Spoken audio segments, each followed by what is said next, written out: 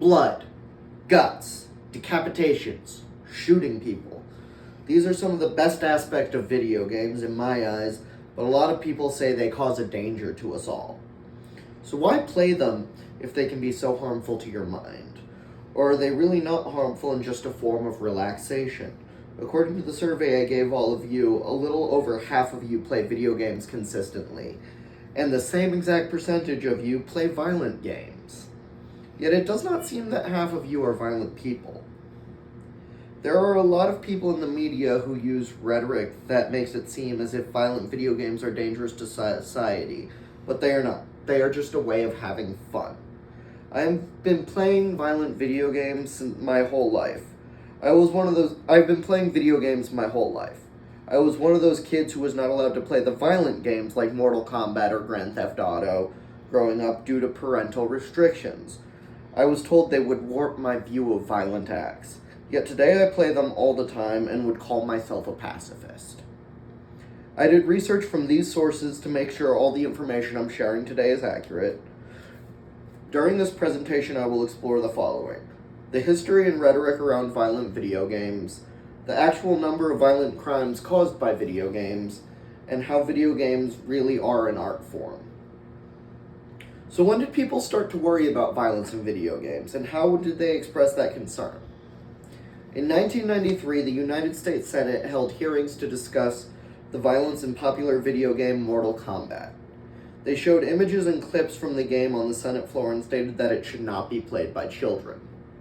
They suggested that the video game industry self-regulate or be regulated by the state. This led to the creation of the Entertainment Software Ratings Board, or ESRB. They created a rating systems for video games that we all know today. Think of E, T, or M for mature. This is an industry organization that gives suggested ages for games to be played, making it easier to know what inappropriate content is included in a game.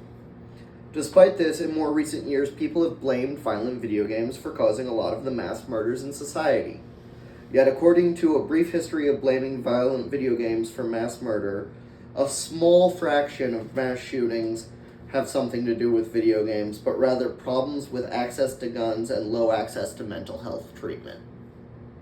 So why blame video games? They are an easy target because they have players carry out violent acts, but most evidence shows they have nothing to do with actual violence. Now that I have spoken about video games have been blamed, I will look at the actual numbers of video game-related crimes. The actual amount of crimes that relate to video games is incredibly low. According to the Psychiatric Times article, Violence, Crime, and Violent Video Games, Is There a Correlation? The number of crimes caused by video games is almost none.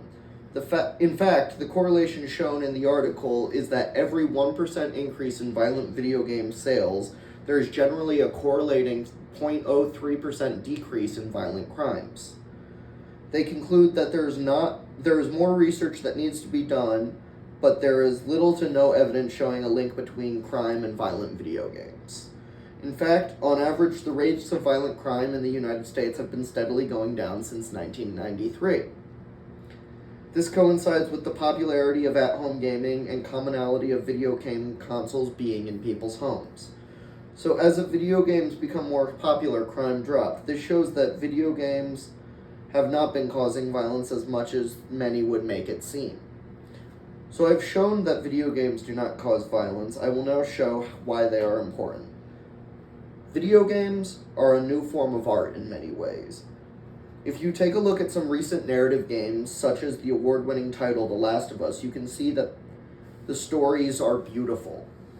It is shown by the amount of glowing reviews and awards the game received. It is considered by many to be a masterpiece full of powerful emotional moments. The story has even been adapted into a hit TV show that sticks to the narrative of the game completely. Indie video games such as The Binding of Isaac can also be very artistic and have unique and interesting messages. Many people see video games as a new interactive art form, and this means that they should be able to take artistic liberties with them. This could include depicting random acts of violence for the sake of the message. To wrap it up, I will point out that video games are not going anywhere. They are more popular than ever.